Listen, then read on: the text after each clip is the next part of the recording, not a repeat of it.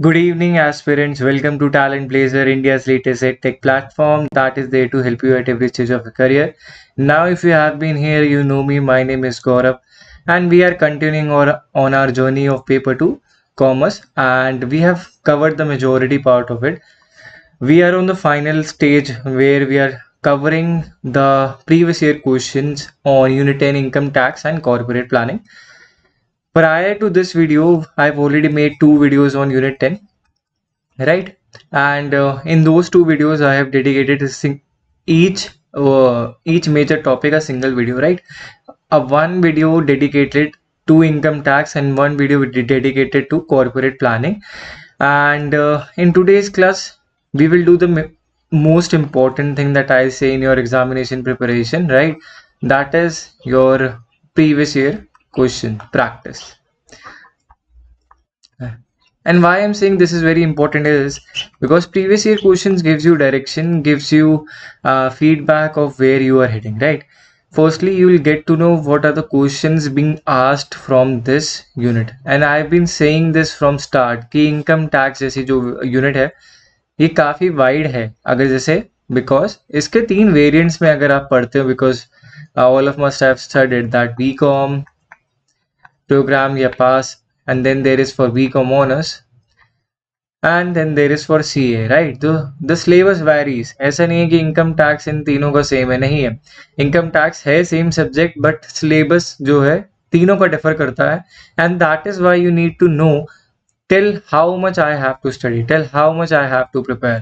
Else you will get to the depth where you might be starting preparing for CA, which may not be relevant for your examination, and that is why I strongly discourage going too deep because that won't be fruitful, right?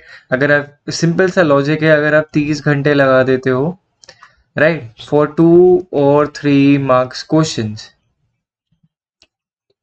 30 hours में बहुत generous time ले रहा हूँ, which can be done in 15 hours. जो ये 2-3 marks के जो question जो आएंगे वो 15 घंटे की पढ़ाई से भी सॉल्व हो सकते थे. अगर आप उसके लिए डबल टाइम स्पेंड कर रहे हो तो आप एक्चुअली में अपनी नॉलेज तो डेफिनेटली बढ़ा रहे हो but you are just consuming more time, consuming more efforts in making yourself tire. आप बहुत ज़्यादा इस प्रोसेस में, बिकॉज कोई भी इंसान है if he is on unit 10, if he or she is on unit 10, they have studied unit 9 prior to this, 9 unit prior to this, and because of it you have consumed a lot of energy. आप ज़्यादा energy consume कर चुके होते हैं और at this moment you have to be very smart कि you have to pick your battle, you have to pick your challenges rather than going straight on. ठीक है, तो वहाँ पे जैसे मैंने वैसे आपको सिंपल एक क्रूड एग्जांपल में समझाया कि अगर 30 घंटे में if you are able to cover income tax of relevant and in depth syllabus, but actually में वो सारा 15 घंटे में भी हो सकता था. You are doing way more, right? तो उसकी ज़रूरत नहीं है इसलिए वहाँ पे, बिकॉज आपको कैसे पता चलेगा कि एग्जैक्टली कितना डेप्थ जाना है, वहाँ पे प्रीवियस ईयर क्वेश्चंस का फायदा होता है. तो आज की क्लास में हम डिस्कस करेंगे 20 प्रीवियस ईयर क्वेश्चंस. बहुत इंपॉर्टेंट है, पूरे 1 से 20 वीडियो पूरी देखनी है till the end. And one more important thing, you have to participate in this video because without your participation there is a bit of inconsistency फिर, because participation का यहाँ पे सिंपल से मतलब है, मैंने बहुत बार बोला है, आपके एग्जामिनेशन जो नेचर है that is there is no negative marking. We all know that, right? No negative marking का एक बहुत बड़ा फायदा ये है कि that you have to attempt all the questions. जब आपको अटेम्प्ट करने हैं सारे questions, why not practice it out? तो आप प्रैक्टिस करो, अटेम्प्ट करो सारे के सारे क्वेश्चंस मेरे साथ, ठीक है? I will give you some time to attempt those questions and towards the end we'll tally the score. आपको अपना स्कोर बताना होगा towards the end and then given your score card we will discuss the strategies that need to be followed. So make sure you stick till the end. पूरी video जरूर देखना, skip नहीं करनी है, देखना जरूरी है. So let's begin with our first previous year question, right? What are the different heads of income under the Income Tax Act 1961, right? 5 option दे रखे हैं. First is salary, and second is house property, third is business or profession, fourth is capital gains and fifth is other sources. ठीक है, different heads पूछा गया है income के, कौन कौन से बताए गए हैं इनकम टैक्स अंडर 9 एक्ट 1961 के अंडर कौन कौन से हमारे डिफरेंट हेड्स है। प्रेटी इजी क्वेश्चन, अगर आपको थोड़ा सा भी याद होगा इनकम टैक्स, और अगर आपने मेरी वीडियो देखी हो तो I have discussed about this in brief, I won't say in depth but in brief कि एग्जैक्टली कौन कौन से हेड्स होते हैं, राइट। कुछ टाइम देता हूँ मैं आपको, थिंक अपॉन इट, 1 मिनट का टाइम रखते हैं on an average. This is the pretty, like this one is pretty easy question, so I hope majority of you will get this right, but still yeah, figure it out कि आपको क्या लगता है कि सारे option सही होंगे कि कोई एक गलत है, कोई 2 सही है, कोई 3 सही है, कोई 4 सही है। ओके राइट, अगर सिंपल सा है, देखो सैलरीड इनकम, सैलरीड हमने देखा है, सैलरीड क्लास हमेशा आपका जब भी बजट आता है सो दे वे गेट वेरी एक्साइटेड। तो बजट के टाइम पे अगर कोई टैक्स स्लैब में चेंज होता है तो सैलरी की तो बात होती ही होती है। उसके बाद हमने बात करी कैपिटल गेन्स की भी, अगर आप प्रॉपर्टी बेचते हो तो उस पर भी होता है टैक्स, जो होता है आपका प्रॉपर्टी, और capital gains can be short long term capital gain or short term capital gain. This could be on or an assets, even financial assets, right, जैसे इक्विटी होता है हमारा। उसके बाद अगर हाउस प्रॉपर्टी अगर आप बेचते हो तो वो भी हमारा पार्ट बनता है इनकम टैक्स अंडर के अंडर, राइट। अब बिजनेस और प्रोफेशन है, उनको भी तो टैक्स पे करना पड़ेगा, ऐसा तो है नहीं दैट दे आर एग्जेम्प्टेड, तो उसमें भी आपका टैक्स आता है। अब सी एन इंडिविजुअल सैलरी भी पैसे उठा सकता है और उसको बिजनेस से भी पैसे आ रहे होंगे, सो दैट इज पॉसिबल। ऐसा नहीं है कि आज मल्टीटास्किंग इट्स पॉसिबल। अगर आप कहीं किसी बिजनेस में एंगेज हो, वहाँ से आप इनकम जनरेट कर रहे हो, दूसरी जगह फ्रीलांसिंग कर रहे हो, वहाँ से भी आपको सैलरी मिल रही है, फिर कहीं और से, तो that is whole being included, तो वो सबका सब आता है। कैपिटल गेन भी हो सकता है, आप कभी भी कुछ बेच सकते हो, कभी अपना फाइनेंशियल एसेट बेच सकते हो, so that is possible for all. Other sources में जैसे आपको इनकम फ्रॉम डिविडेंड होगी, ये सारी भी आपकी इनकम्स आती है under the income tax act 1961। तो all of the above simple सा आंसर है पहले क्वेश्चन का। अब मूव ऑन करते हैं क्वेश्चन नंबर 2 पे। यहाँ पे बात करते हैं what are the eligible deductions under section 80D of the income tax act. मैंने डिडक्शंस के बारे में जरूर बात करी थी अपनी वीडियो में, राइट। 4 ऑप्शन दे रखे हैं। पहला है medical insurance premium for self, spouse और your dependent general, medical insurance premium for parents, dependent, non dependent, preventive health checkup expenses, interest paid on education loan. तो ये हमारे 4 हमारे क्या है eligible deductions under section 80D of the income tax act के option दे रखे हैं। You have to pick the right one कि कौन से इसमें राइट वन होंगे। ओके थिंक अबाउट इट, मैंने बताया था कि डी से क्या है, डी से हमारा डिजीज होता है, राइट। उसकी जगह हम क्या लेते हैं, मेडिकल इंश्योरेंस लेते हैं, बिकॉज अगर आप देखो medical inflation has been rising up काफ़ी ज़्यादा। अगर आप नॉर्मल इन्फ्लेशन जो हम देखते हैं 4-5% का अगर रहता है, medical inflation is way higher, right. अगर आप एक्चुअल टर्म से बोलो तो मेडिकल इन्फ्लेशन बहुत बढ़ रहा है, बहुत ज़्यादा एक्सेसली, बहुत मुश्किल हो रहा है लोगों को, इसीलिए मेडिकल इंश्योरेंस लेना बहुत ज़रूरी है।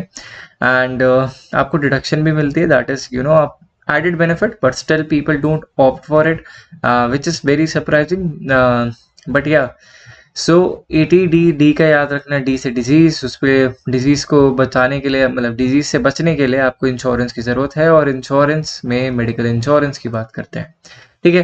तो अब इसका राइट आंसर बताने का टाइम आ गया है। सबसे पहला है मेडिकल इंश्योरेंस खुद के लिए, अपने स्पाउस के लिए, या फिर अपने डिपेंडेंट चिल्ड्रन के लिए, तो दैट इज गिवन, ठीक है। सेकेंड है आपका medical insurance premium for parents, आपके डिपेंडेंट या नॉन डिपेंडेंट दोनों पे ये अवेलेबल होता है, तो इन दोनों पे है। प्रिवेंटिव हेल्थ चेकअप एक्सपेंसेस ये नहीं है, ना ही interest paid on education loan 80D का पार्ट नहीं बनाता है, राइट। सो आंसर इसका होगा option number A 1 and 2 only, ठीक है, right. So let's move on to question number 3। Which of the following are types of income exempted from tax in India. Okay ये इसमें से एक ऑप्शन जो है आपके लिए बहुत सिंपल हो जाएगा to think that this one is the right one, by और कौन सा नहीं है ये भी पता लगाना भी इजी हो जाएगा, because one of it comes in news regularly. आपको ये बताना है कौन कौन सी इनकम अगर आपकी इन सोर्सेज से अराइज होती है तो वो एग्जेम्प्टेड है टैक्स से इंडिया में। ओके देखो, अगर सबसे पहले long term capital gains from equity investment, देखो ये एग्जेम्प्टेड नहीं है, पहले होती थी बट अब एग्जेम्प्टेड नहीं है, राइट। दूसरी बात अगर मैं बोलूँ एग्रीकल्चर इनकम, आपने देखा होगा this one is exempted, right. आपने देखा है अभी फार्मर्स के प्रोटेस्ट चल रहे हैं and these have been in limelight. अगर आप 2020 में भी देखते हैं, 2021 उस फेस में भी ये फार्मर प्रोटेस्ट में रहा है। And once the news around the protest comes, so there has been for and against argument and people have been saying that agriculture income does not comes under the income tax. ठीक है, जो भी farmers है वो इसके under नहीं आते, उनकी इनकम एग्जेम्प्टेड होती है। तो इस तरीके से याद करना सिंपल है agriculture income. Dividend from domestic company was, ऐसा नहीं है कि ये नहीं होता था, it was earlier use to be dividends जो डोमेस्टिक कंपनी से हैं उन सबको एग्जेम्प्ट करा जाता था, बट अब नहीं करता है। ठीक है, ये रूल आया था आई थिंक 2020 में, 2020 से ये रूल आया था कि dividend from domestic company will not be exempted. पहले एक्चुअली क्या होता था, जो कंपनीज थी उनको टैक्स पे करना पड़ता था, कंपनीज यूज टू पे टैक्स, राइट। तो जो एंड इन्वेस्टर्स थे, एंड इन्वेस्टर से उनको नहीं पे करना पड़ता था डिविडेंड ऑन जो भी इनकम अर्न करते थे। But if your dividend income goes above 5,000 rupees, तो उसके ऊपर आपको अब टैक्स देना पड़ेगा, जो भी आपके उसमें आता है इनकम टैक्स स्लैब में, और उस पर 10% टीडीएस लगता है, राइट। अर्लियर कुछ 7.5% था, that was for a brief period 2021 मार्च तक, बिकॉज 2020 में अनाउंस करा गया था, 2021 तक के लिए था। उसके बाद से टीडीएस 10% पे लगता है। उसके बाद interest earn from saving accounts, this is not exempted but it's for a nominal amount, 10,000 तक का एग्जेम्पशन है, उसके बाद यू हैव टू पे। मतलब अगर कोई एक एब्सोल्युटली इसमें इनकम एग्जेम्प्टेड है, that is agriculture income. So only one would be the right answer for this question, question number 3। ठीक है, right. Let's move on to question number 4। What are the conditions for an individual to qualify as a resident but not ordinarily resident in India? You have been given 4 options and you have to pick the right one. ये जो topic है resident versus citizen, मैंने बहुत detail में समझाया है मेरी videos में। अगर आपने वो वीडियो नहीं देखी तो definitely do give it a check. क्या करना है, simple Talent Blazer YouTube channel पे जाना है, टाइप यूनिट 10 पेपर 2 कॉमर्स, और वहाँ पे आपको मेरी वीडियोस मिल जाएंगी। मैंने रेसिडेंट की जो कंडीशंस है, बिकॉज काफ़ी इंपॉर्टेंट बन जाता है, उस पर बहुत बार कवर करा है, राइट। तो इसको पढ़ना है, इन डेप्थ समझना है, लर्न करना है, that all have been been explained by me, right. तो अब आपको क्या बताना है इस क्वेश्चन का सही आंसर, कि कौन कौन सी कंडीशन है जिससे एक पर्सन रेसिडेंट बनता है बट नॉट ऑर्डिनरीली रेसिडेंट। ठीक है, हमने पढ़ा था कि रेसिडेंट बनने के लिए 2 कंडीशंस होती है, ओके। दोनों में से कोई भी एक फुलफिल होनी चाहिए, कि इंडिया में होना चाहिए हमारे फाइनेंशियल ईयर में हम देखें तो, ठीक है, 182 डेज और मोर, सिंपल, ये तो क्वेश्चन में है। दूसरी बात है कि अगर वो लास्ट ईयर जो है 60 डेज रहा है और उससे पहले, उस लास्ट ईयर से 4 साल पहले 65 डेज रह चुका है इन टोटलिटी, ठीक है। अब सिंपल सी बात है, अगर वो 60 डेज रहा है लास्ट ईयर और उससे पहले उस 60 डेज वाले काउंट करने के ईयर से पहले लास्ट 4 साल पहले अगर वो 365 डेज टोटलिटी में रहा है, तो उसको हम रेसिडेंट मानते हैं।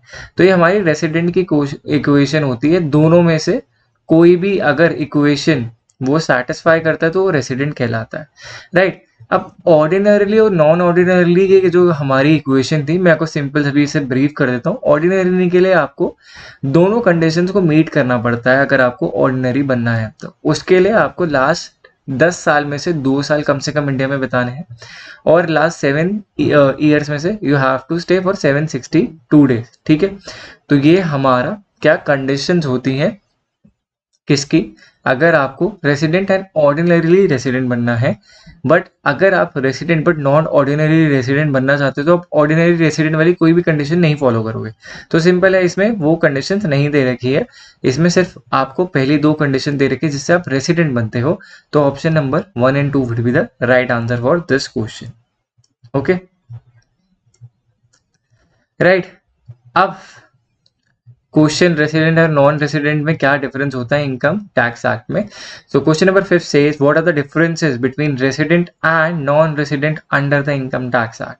पहला है residential status based on the period of stay in India, taxability of global income for residents, taxability of income earned in India for non-residents, applicability of certain exemption and deductions. ठीक है, ये बस आपसे पूछना चाहता है कि एक रेसिडेंट में और एक नॉन रेसिडेंट में क्या डिफरेंस है इनकम टैक्स एक्ट के अंडर. ओके,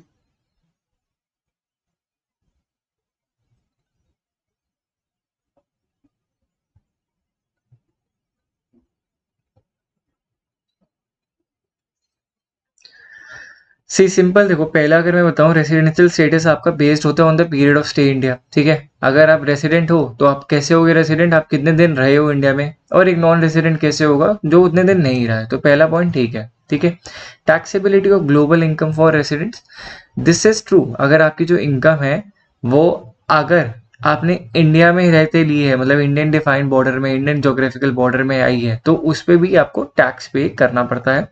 उसके बाद क्या है, taxability of income earn in India for non resident, this is also true if the source is from India. मतलब जो इंडिया में जो सोर्स है वो वहां से अर्न कर रहा है, चाहे वो इंडिया का रेसिडेंट नहीं है, तो उस पर भी उसको टैक्स पे करना पड़ता है. ठीक है, अब इसके एग्जेम्पशंस अलाउड होते हैं, आप फाइल कर सकते हो, रिटर्न नहीं फाइल करना पड़ता, काफी बार आपका टैक्स डिडक्टेड एट सोर्स होता है.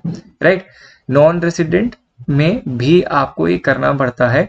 इफ लेट सपोज आपकी जो आपके पेरेंट्स इंडियंस है और आप बाहर रहते हो, आप इंडिया के रेसिडेंट नहीं हो, बट उन्होंने वो ट्रांसफर करके प्रॉपर्टी बेच के आपको पैसे दे दिए, आप इंडिया आए, आपने पैसे कलेक्ट करे. So basically you are earning that money through India and you are getting that money, तो उस पर भी आपको टैक्स पे करना पड़ेगा. ठीक है, applicability of certain exemption and deduction, ये इसमें कोई डिफरेंस नहीं है. राइट, तो option number 1, 2 and 3 only would be the right answer for this question. ठीक है, अब बात करते हैं which of the following are consider as deductions under 80C of the income tax act. बहुत सिंपल सा क्वेश्चन है, 80C तो इतना फेमस है और काफी बार मैंने भी डिस्कस करा है अपनी क्लास में, तो प्रेटी इजी क्वेश्चन. सबसे पहला है life insurance premium, tuition fees for children education, home loan principal repaid और medical insurance premium. Right, which of the following are consider as deduction under 80C of the income tax act. सबसे पहला है medical insurance premium, तो हटा ही देता हूँ, मैंने अभी बताया 80D में आता है, जहाँ पे डी फॉर डिजीज है, डिजीज से बचने के लिए हमें मेडिकल इंश्योरेंस लेने की जरूरत है, तो वो वहाँ निकल गया. उसके बाद लाइफ इंश्योरेंस प्रीमियम तो है, तो अगर मैं देखूँ 1 and 4 वाला कोई भी ऑप्शन होगा, 1 and 4 वाला तो कोई ऑप्शन होगा, तो उनको मैं क्रॉस कर देता हूँ, बिकॉज 4 तो है ही नहीं, मतलब 4 से रिलेटेड तो कुछ है ही नहीं, तो 4 तो काटना ही पड़ेगा. ठीक है, 1 and 2 मतलब ए और सी में से कुछ होगा. Right, home loan principal repayment भी इंक्लूडेड होती है, तो हमारा आंसर क्या होगा, option number C. Tuition fees for children education भी डिडक्शन अलाउड है, और मैक्स डिडक्शन जो आपकी अवेल कर सकते हो दैट इज 1,50,000 और सेक्शन 80C, इससे ज़्यादा आप अवेल नहीं कर सकते. चाहे आपने कितने भी मेडिकल इंश्योरेंस ले रखे, आपने कितने भी इन्वेस्टमेंट मेडिकल इंश्योरेंस के थ्रू कर रहे हो, लाइफ इंश्योरेंस के थ्रू अगर आप कितनी भी इन्वेस्टमेंट कर रहे हो, तो 1-1.5 लाख रुपए से ज़्यादा की आप एग्जेम्पशन नहीं मांग सकते, ना ही आपको मिलेगी. Okay, right. So one of the question based upon the tax regimes, because tax regime से related भी आप questions आपको expect करने पड़ेंगे. Right, time has been changing, और टैक्स रिजीम जो है it is like one of the major points. अगर मैं बताऊं, अगर इंडियन टैक्स सिस्टम में है, मैंने आपको बताया था ओल्ड टैक्स रिजीम और न्यू टैक्स रिजीम के डिफरेंस पूरी वीडियो में है.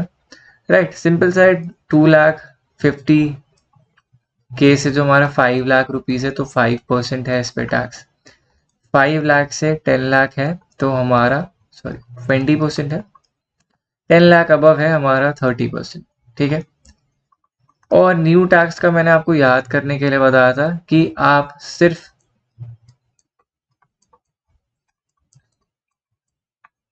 2.5 लाख के डिफरेंस लिखना शुरू कर दो. ओके, एंड 5% का क्या करना है आपको, इंक्रीमेंट करना है, याद करने के लिए. ठीक है, तो ये हमारा सिंपल स्टेप है बताने का कि हाँ टैक्स बेस चेंज हुआ है, टैक्स स्लैब चेंज हुई है, राइट। अब क्या क्या ऑप्शन दे रखे हैं पहले उसको पढ़ लेते हैं। What are the differences between the old tax regime and new tax regime in India. First है availability of income tax exemption and deduction, tax rates and slabs, applicability of standard deduction and treatment of capital gains. इसमें आपको 4 option दे रखे हैं, आपको बताना है कौन कौन से डिफरेंसेस हैं ओल्ड टैक्स रिजीम और न्यू टैक्स रिजीम में, ठीक है। मैंने बस आपको सिंपल बता दिया है, if starts from 2,50,000 and 5 lakh से 5%, और वो सिंपल दिख रहा होगा टैक्स स्लैब में डिफरेंस है, राइट। मतलब ऑप्शन नंबर 2 तो सही होगा ही होगा। अब उसके बाद अगर आपको बहुत डिटेल में पढ़ना है कि एग्जैक्टली इसमें क्या डिफरेंस है, तो डेफिनेटली वो वीडियो ज़रूर देख लेना, बिकॉज वहाँ पे मेरे पास काफ़ी टाइम था तो मैंने अच्छे से समझा दिया है कि आप क्या क्या क्या डिफरेंसेस है, क्या क्या याद करना है, और सारे स्लैब रेट्स को याद करने की ट्रिक भी बताई थी, जैसे मैंने यहाँ बताने की थोड़े कम टाइम पीरियड में बताने की कोशिश करी। ओके तो पहला है टैक्स रेट एंड स्लैब, हमने बता दिया, this is right. Applicability of standard deduction दोनों में अवेलेबल है तो कोई डिफरेंस नहीं है। Treatment of capital gain remain same, तो ये भी डिफरेंस नहीं है। Availability of income tax and deduction ये चेंजेस हुए हैं, ठीक है। एग्जेम्पशन एंड डिडक्शन दोनों में सेम नहीं है, अब डिफरेंट है, इसीलिए मैं कह रहा हूँ वो वीडियो जरूर देख लेना, वहां पे मैंने एग्जैक्टली क्रिस्प तरीके से सारा समझा रखा है। सो ऑप्शन नंबर 1 ए जो है हमारा 1 and 2 only would be the right answer for this question. Okay now let's move on to question number 8. What are the responsibilities of board of director in corporate governance? Corporate governance भी मैंने आपको बताया था, जैसे आपका unit जो है 2 part में डिवाइडेड है, एक है आपका इनकम टैक्स, दूसरा है आपका कॉर्पोरेट प्लानिंग। तो कॉर्पोरेट प्लानिंग में सिंपल है, कॉर्पोरेट गवर्नेंस से क्वेश्चन पूछे जाते हैं, 4 P's जो हमने पढ़े थे, ठीक है। अब इसमें आपसे पूछा गया है कि क्या रिस्पॉन्सिबिलिटीज होती है of the board of directors in corporate governance. 4 option दे रखे हैं and you have to pick the right one, ठीक है। थोड़ा टाइम देता हूँ, आप सोचो आराम से।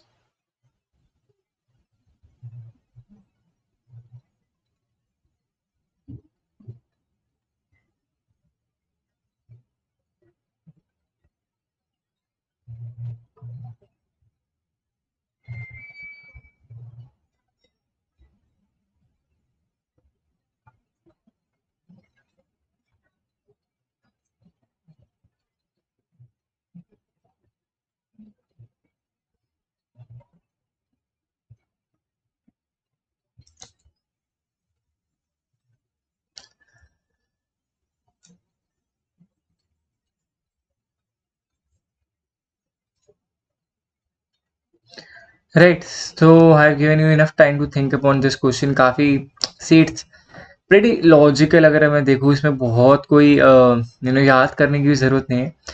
अब क्या क्या हो सकते हैं, मैक्सिमाइज करना पर्सनल प्रॉफिट हो सकता है, कभी नहीं हो सकता। पर्सनल प्रॉफिट के लिए थोड़ी बोर्ड ऑफ डायरेक्टर्स को अपॉइंट करा गया। बोर्ड ऑफ डायरेक्टर्स का अपॉइंटमेंट क्यों होता है, देखो शेयर होल्डर्स जो होते हैं they can not represent themselves in the meeting and अपने इंटरेस्ट हर बारी वो नहीं रख सकते, because they are doing something else. उनका अपना काम है, बस उन्हें लगा this company has a bright prospect, so they have invested in this company, they are share holder now. But ये तो है नहीं कि वो अपना सारा काम दाम छोड़ के उन्हीं कंपनी में बैठे रहेंगे पूरे टाइम, राइट। तो अगर वो वहां पे नहीं रह सकते तो उनको they have to appoint someone who will look after their affairs, ठीक है। अब उसमें क्या है, हमारा शेयर होल्डर का इंटरेस्ट जो है वो बहुत प्राइमरीली है, तो वो काम जरूरी करेंगे, राइट। तो ये ऑप्शन भी गलत हो जाएगा, तो ऑप्शन नंबर हमारा बी 2 and 3, मतलब ओवरसी कंपनियां फिर इनका काम नहीं होता, मैनेजमेंट का होता है एक स्ट्रैटेजिक डायरेक्शन देना और एक रिप्रेजेंटेशन, शेयर होल्डर का इंटरेस्ट वेरी इंपॉर्टेंट है और काफी मेजर रिस्पॉन्सिबिलिटी होती है of the boards of director in corporate governance, right. Now let's move on to question number 9. In the context of SWOT analysis, which of the following are considered as external threat? ठीक है, SWOT की हमने याद करी थी, this strength, weakness, opportunity and your threats। ठीक है, simple है, हम बात करें स्ट्रेंथ, वीकनेस, अपॉर्चुनिटी, थ्रेट्स। अब हम यहाँ पे बात कर रहे हैं कि हम थ्रेट्स जो है सिंपल 2 तरीके होते हैं, एक इंटरनल जो कंपनी के अंदर से विद इन अराइज करता है, अगर हम कंपनी के बारे में एक शॉर्ट एनालिसिस कर रहे हैं, और एक एक्सटर्नल जो हमारे कंट्रोल में नहीं होगा, ठीक है, बाहर पे डिपेंडेंट रहेगा, तो उसके बारे में हम बात कर रहे हैं। अब सिंपल है, मैंने आपको इसको ब्रेक डाउन करके बता दिया कि एक्सटर्नल होगा क्या, तो वहां से आपको पिक करने में आसानी होगी। ठीक है, in the context of SWOT analysis which of the following are consider external threats के बारे में बात करेंगे। 4 ऑप्शन है। पहला है इकोनॉमिक वॉलिटिलिटी, सेकेंड है intense competition, third is regulatory changes, fourth is abundant resources. Right, 4 बताने हैं, 4 ऑप्शन दे रखे हैं, to pick the right one. और मैं थोड़ा टाइम देता हूँ आपको सोचने के लिए, because this one is pretty easy and I hope you get this one right. काफ़ी चीज़ों के लिए ना you have to be bit smart, have to be like picking through the options. हमेशा आप ये नहीं कह सकते मैंने हर चीज़ पढ़ी हो सकती है, बिकॉज देर आर चांस, मैंने हमेशा बोला कुछ क्वेश्चंस ऐसे जो आएंगे जो आपने पढ़े ही नहीं, जो आपको लगेगा कि ये क्या है, कुछ रेलेवेंट जो है उसके आपने आसपास ज़रूर पढ़ा होगा, बट वो चीज़ एग्जैक्टली नहीं पढ़ी होगी। और जब भी ऐसी सिचुएशन आती है then you have to be smart. आपको पता लगाना होता है कि मैं किस तरफ जाऊं, और वो किस तरफ जाने वाली टेक्निक्स जो होती है वो क्वेश्चन को ब्रेक डाउन करने में। ठीक है, एक्सटर्नल मतलब सिंपल है, जो आपके हाथ में नहीं है। तो बाहर में इकोनॉमिक वॉलेटिलिटी आप नहीं हैंडल कर रहे हो, पूरे इकोनॉमी में प्रॉब्लम आ रही है, तो that is your external threat. Intense competition, that too आप नहीं मैनेज कर सकते कंपटीशन, आप मोनोपोली नहीं बना सकते unless and until you are a government. तो अगर आप नहीं हो तो इंटेंस कंपटीशन फेस करना चाहिए। उसके बाद regulatory changes, this is also not in your hand. इसका मैंने अभी हमने सिंपल एग्जाम्पल हमने देखा, अगर जैसे कुछ भी होता है, अभी पेटीएम का हमने देखा कि उनको रेगुलेटरी प्रॉब्लम्स काफ़ी इशू हो रही हैं, और जैसे ही उनकी काफ़ी काफ़ी बिलियन डॉलर्स उनके वाइप आउट हो गए। राइट, आपने देखा बिकॉज रेगुलेटरी ने कुछ देखा, उनकी परफॉर्मेंस, उनकी फंक्शनिंग में कुछ ड्रॉबैक्स थे, तो उसके अकॉर्डिंग रेगुलेटरी ने अपना स्टांस चेंज करा। अब रेगुलेटरी का स्टांस चेंज होने की वजह से Paytm has to suffer, right, because they didn't follow the rules. Okay, तो ये होता है रेगुलेटरी का पॉइंट ऑफ व्यू। फिर अबंडेंट रिसोर्सेज तो हमारे लिए कोई थ्रेट नहीं है, that is an added advantage if I say so. Option number C 1, 2 and 3 only would be the right answer for this question. Right, now let's move on to question number 10, and with this question we will be halfway through our video. इसमें क्या है, what is the purpose of risk management in corporate governance? 4 option दे रखे हैं, to pick the right one, no multiple choice in this one. ठीक है, risk management का क्या पर्पस होता है कॉर्पोरेट गवर्नेंस में वो बताना है, और दूसरी बात क्या है, because we are half way through our video, आपको ज़रूरी, मैंने जैसे बोला आपको साथ साथ पार्टिसिपेशन करने की बहुत ज़रूरत है। ठीक है, क्वेश्चन आंसर जब हम प्रीवियस ईयर क्वेश्चन की वीडियो में होते हैं, I want that all the aspirants, all the students that who are watching give a try, कि अपनी तरफ से कुछ अटेम्प्ट करें क्वेश्चंस को। Once you are in that situation, आपको पता क्या होता है, जब आप अपनी तरफ से आंसर देते हो that is your first intuition.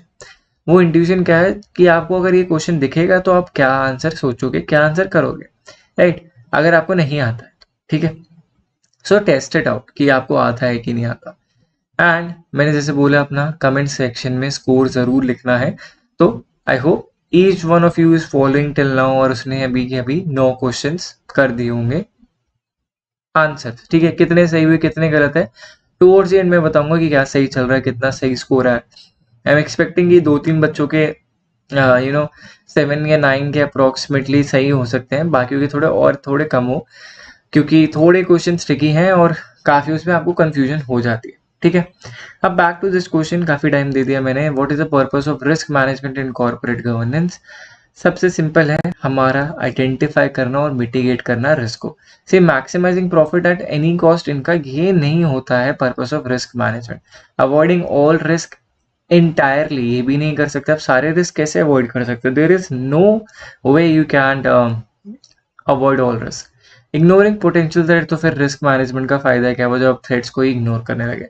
तो आइडेंटिफाई करो और उनको मिटिगेट करो, रिस्क को जितना हो सके अवॉइड करने की कोशिश कर सकते हो। अब क्या होता है, उस रिस्क को अवॉइड कितनी हद तक करा जाता है, दैट इज द चैलेंज।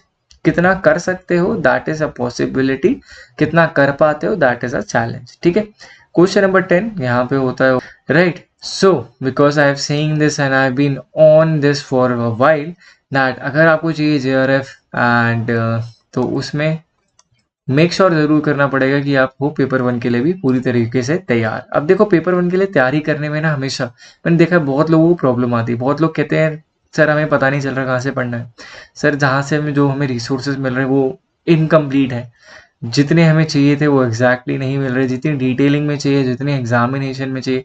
और कभी कभार क्या होता है हमें प्रैक्टिस क्वेश्चंस भी चाहिए होते हैं जब हम पढ़ रहे होते हैं साथ साथ।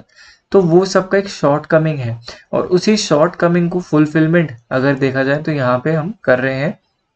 और इस फुलफिलमेंट को हमने कवर कैसे करा है, हम ई बुक प्रोवाइड कर रहे हैं, e book on all 10 units of paper 1, right, and that too for absolutely free. हम कोई भी चार्ज नहीं कर रहे हैं आप लोगों से, सब का सब आपको फ्री में प्रोवाइड कर रहे हैं। आपको अवेल कैसे करना है उसका भी तरीका है। आपको यहाँ पे इस गिवन नंबर पे आपको व्हाट्सएप करना है 9873907600 पे।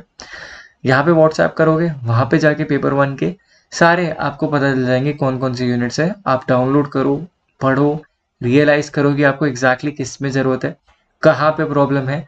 और बहुत ही वेल क्यूरेटेड नोट्स हैं ये, हर चीज़ बहुत बेसिक से लेके till the advanced level everything is covered, so do give it a check, and absolutely free है तो harm ही क्या है, right? And thank you all for joining in today's class, right? And rating so massively on Google Play Store. If you don't know about the app of the Talent Bazer, the link for the same will be mentioned in the description below. You can download the link. The Talent Bazer app provides you and avails you for giving the mock test. Mock test is available for free, so you can download the app and test yourself out. Mock test दो, test करो, पता लगा है। और बहुत सारी चीज़ें भी अवेलेबल हैं इस ऐप पे, तो definitely you have to give it a check, ठीक है। Secondly thank you all for rating so highly on the app store. We are absolutely grateful कि अगर आपको हमारे ऐप्स, हमारी ऑफरिंग्स काफ़ी पसंद आई है, ठीक है, राइट। अब एक और इम्पॉर्टेंट चीज़ जिसके बारे में डिस्कशन करनी थी। सी हमने 20 क्वेश्चन प्रैक्टिस करे, 20 क्वेश्चन में से हमेशा मैं एक टारगेट बना के चलता हूँ कि let's suppose if you were able to score 70 to 20 in this video, इसको जो हमने क्वेश्चन में देखा, अपना स्कोर जो है कमेंट सेक्शन में ज़रूर बताना। अगर 17 से 20 के अंदर अंदर आपका स्कोर आ जाता है then you are on the right track, आपका काफ़ी अच्छा चल रहा है। आपको क्या करना है, सिर्फ मॉक टेस्ट और देना है और प्रेप कर लो थोड़ा।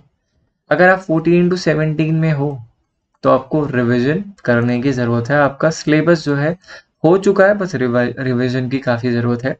अब अगर एनीवेयर बिलो 14 हो, अगर इस वीडियो में अगर आपका स्कोर आ रहा है below 14, what you have to do is revise and study hard, ठीक है। आपका भी बेसिक्स जो है कंसेप्चुअल क्लैरिटी नहीं, ठीक है, आपको मीनिंग्स पता है बट आपको एग्जैक्टली नहीं पता उनका यूज केस क्या है, तो स्टडी हार्ड और रिवाइज करने की बहुत ज़रूरी है। मॉक टेस्ट तो सबको देना है, बट 70 and 20 वाले एक ऐसी स्टेज पे आ गए जहाँ पे सिर्फ मॉक टेस्ट की ज़रूरत है। Revision they are already done, ठीक है, काफ़ी अच्छे लेवल पे आ गए। सो आपको एक चीज़, एक काम ज़रूर करना है, कमेंट सेक्शन में स्कोर ज़रूर मेंशन करना है आपका कितना सही हुआ है क्वेश्चन, और बिल्कुल ऑनेस्टी के साथ, ठीक है। So thank you all for joining. Do leave a like if you like the video and the content that we are providing. Subscribe to the channel if you are here for the first time, and hit the bell icon so that you get notified whenever I come up with the new videos. And thank you all for being here, ठीक है। और share करना मत भूलना ये video अपने friends और aspirants के साथ।